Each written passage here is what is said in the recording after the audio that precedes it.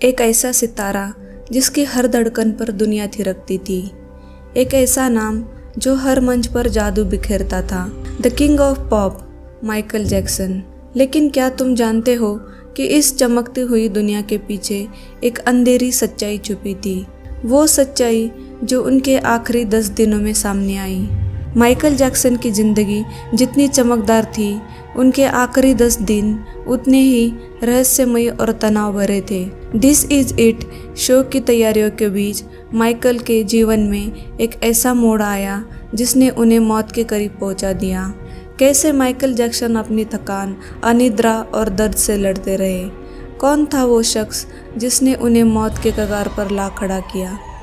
आज हम Michael Jackson की ज़िंदगी के उन आखिरी 10 दिनों की कहानी को जानेंगे। एक ऐसी कहानी जो आपको झकझोर कर रख देगी। तो चलिए शुरुआत करते हैं उस सफ़र की जिसने दुनिया को सदमे में डाल दिया। माइकल जैक्सन वो नाम था जिसने दुनिया को थ्रिलर, बिली जीन और बीट इट जैसे अनगिनत सुपरहिट गाने दिए। लेकिन 2009 में जब माइकल ने दिस इज़ इट नामक ग्रैंड शो की घोषणा की तो उनके फैंस के दिलों में एक उम्मीद की लहर दौड़ गई। 25 जून 2009 ये तारीख पूरी दुनिया के संगीत प्रेमियों के लिए एक झटका रही। माइकल जैक्सन, जिन्हें पूरी दुनिया में किंग ऑफ पॉप के नाम से जाना जाता है, उस दिन अचानक दुनिया को अलविदा कह गए। लेकिन उनके निधन से पहले के 10 दिन एक रहस्यमयी कहानी बयां करते हैं। ये 10 दिन न सिर्फ उनके जीवन के आखिरी पल थे, बल्कि उनके संघर्ष, वापसी की कोशिश और दर्द से भरे हुए थे। 10 दिन पहले यानी 15 जून 2009 को माइकल जैक्सन अपने दिस इज़ इट नामक ग्रैंड कंसर्ट के तैयारियों में पूरी तरह व्यस्त थे। यह 50 शो का इवेंट लंदन के O2 एरेना में होना था। माइकल चाहते थे कि वे ये शो उनके करियर की सबसे बड़ी वापसी साबित हो। वे दिन रात रिहर्सल में जुटे हुए थे, लेकिन उनके करीबी दोस्त और स्टाफ ये देख रहे थे कि माइकल थके हुए और कमज़ोर नज़र आ रहे थे।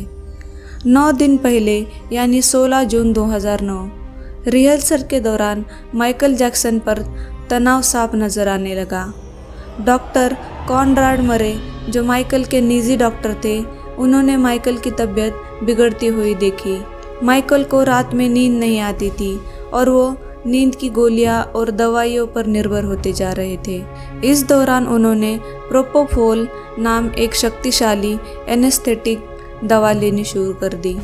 8 दिन पहले यानी 17 जून 2009 को डांस और थकान का संगम हुआ। माइकल जैक्सन ने अपने डांस मूव की रिहर्सल में कोई कमी नहीं छोड़ी। वे बार बार अपने फेमस मून वॉक को परफेक्ट करने की कोशिश कर रहे थे, लेकिन उनके करीबी दोस्तों ने देखा कि माइकल का वजन तेजी से घट रहा था और उनके चेहरे पर थकान झलकने लगी थी। रैंडी फिलिप्स, जो AEG लाइव के CEO थे, उन्होंने बताया कि माइकल लगातार दर्द और बेचैनी में थे। 7 दिन पहले यानी 18 जून 2009 उम्मीद की एक किरण दिखाई दी। इस दिन माइकल ने अपने अर्थ सॉन्ग की रिहर्सल की। ये गाना उनके दिल के बेहद करीब था। इस दिन उन्होंने कुछ समय अपने बच्चों के साथ भी बिताया। प्रिंस, पेरिस और ब्लैंकेट माइकल की दुनिया थे और वो इस शो को अपने बच्चों के लिए खास बनाना चाहते थे।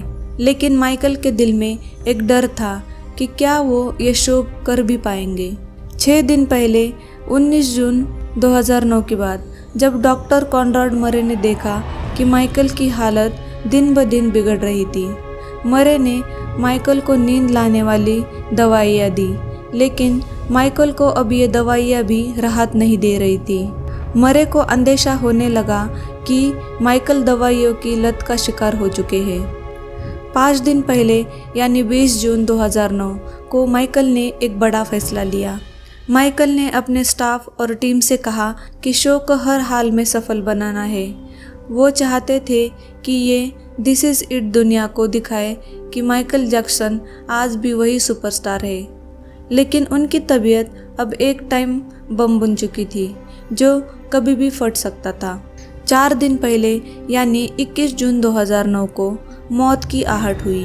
माइकल अब पूरी तरह से थक चुके थे। उन्होंने अपने मैनेजर से कहा, मुझे आराम की ज़रूरत है, लेकिन मेरे पास समय नहीं है। उनके आवाज़ में कमज़ोरी साफ झलक रही थी।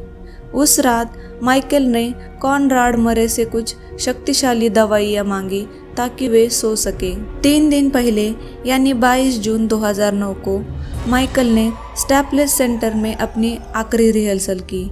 उस रात उन्होंने Billie Jean, they don't care about us जैसे अपने सबसे आइकॉनिक गानों की रिहर्सल की। केनी ऑर्टेगा, जो कि शो के डायरेक्टर थे, उन्होंने बताया कि उस रात माइकल ने एक बार फिर वो एनर्जी दिखाई जो उन्होंने अपने करियर की शुरुआत में दिखाई थी, लेकिन उनकी आंखों में अजीब सी बेचैनी थी।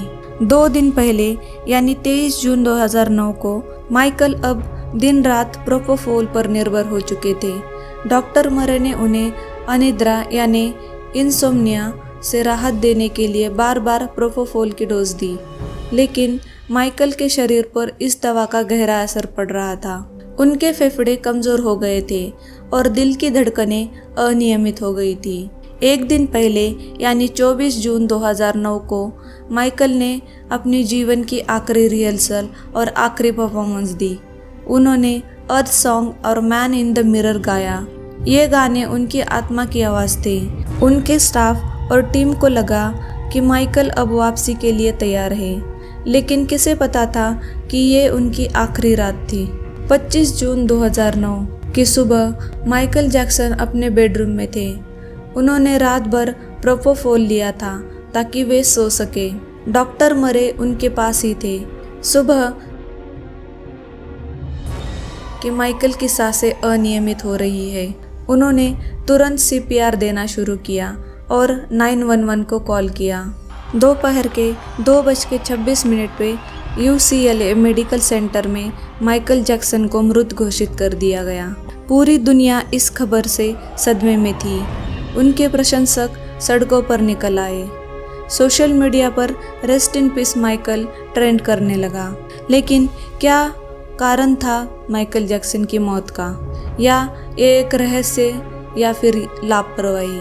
माइकल जैक्सन की मौत का कारण प्रोपोफोल की अधिक मात्रा बताया गया। डॉक्टर कॉनराड मरे को इस लापरवाही के लिए दोषी ठहराया गया और उन्हें 2011 में 4 साल की सज़ा सुनाई गई। माइकल जैक्सन चले गए, लेकिन उनका संगीत, उनकी कला और उनका योगदान हमेशा अमर रहेगा। उनके आखिरी 10 दिन एक साजिश, संघर्ष और दर्द की कहानी है, जो हमें ये सिखाती है कि दुनिया की सबसे बड़ी चमकती हस्तियों के पीछे भी दर्द और अकेलापन छुपा होता है।